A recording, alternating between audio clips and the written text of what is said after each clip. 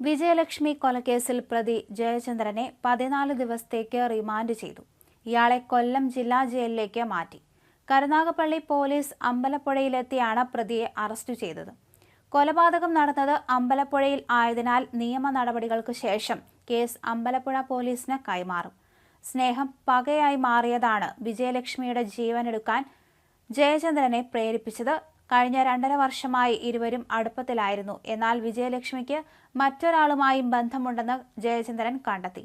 അമ്പലപ്പുഴയിലെ വീട്ടിൽ വച്ച് ഇരുവരും ഫോണിൽ സംസാരിക്കുന്നത് ജയചന്ദ്രൻ കൈയോടെ പിടികൂടുകയും ചെയ്തു. ഇതാണ് കൊലപാതകത്തിലേക്ക് നയിച്ചത്.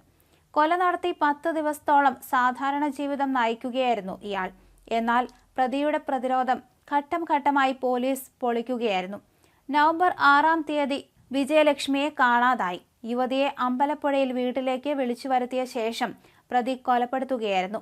അഴീക്കൽ ഹാർബറിൽ വെച്ചാണ് പ്രതിയും വിജയലക്ഷ്മിയും അടുപ്പത്തിലായത്.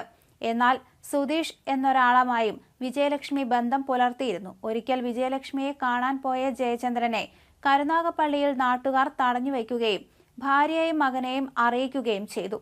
ഇത് ജയചന്ദ്രന് അപമാനമായി. സംഭവം വിജയലക്ഷ്മിയുടെ അറിവോടെയാണെന്നാണ് ജയചന്ദ്രന് സംശയമായത്. ഇത് പകയായി മാറുകയും ചെയ്തു. ഇതിനിടയിലാണ് വിജയലക്ഷ്മിക്ക് സുധീഷുമായി അടുപ്പമുണ്ടെന്ന് ജയചന്ദ്രൻ മനസ്സിലാക്കുന്നത്. ഇതോടെയാണ് വിജയലക്ഷ്മിയെ കൊലപ്പെടുത്താൻ ജയചന്ദ്രൻ പദ്ധതി തയ്യാറാക്കുന്നത്. അമ്പലപ്പുഴ ക്ഷേത്രത്തിൽ കൊണ്ടുപോകാമെന്ന് പറഞ്ഞ് കൊല നടന്ന ദിവസം വിജയലക്ഷ്മിയെ ജയചന്ദ്രൻ വീട്ടിലേക്ക് വിളിച്ചു വരുത്തി. ഈ പക മനസ്സിലുള്ളപ്പോഴാണ് വിജയലക്ഷ്മിക്ക് സുധീഷുമായുള്ള ബന്ധം. അവരുടെ ഫോൺ വിളിയിലൂടെ അന്നു രാത്രി ജയചന്ദ്രൻ കണ്ടെത്തി. ഫോൺ സംഭാഷണത്തിന്റെ പേരിൽ രണ്ടുപേരും തമ്മിൽ അടിപിടിയായി. വിജയലക്ഷ്മിയെ കട്ടിലിൽ തള്ളിയിട്ട ശേഷം വെട്ടുകത്തി ഉപയോഗിച്ച് ഒന്നിലേറെ തവണ ഇയാൾ വെട്ടി. മരണം ഉറപ്പിച്ച ശേഷം വിജയലക്ഷ്മിയുടെ വസ്ത്രം വീടിനടുത്ത് നിർമ്മാണം നടക്കുന്ന മറ്റൊരു വീടിന്റെ ശൗചാലയത്തിലിട്ട് കത്തിക്കുകയും ചെയ്തു.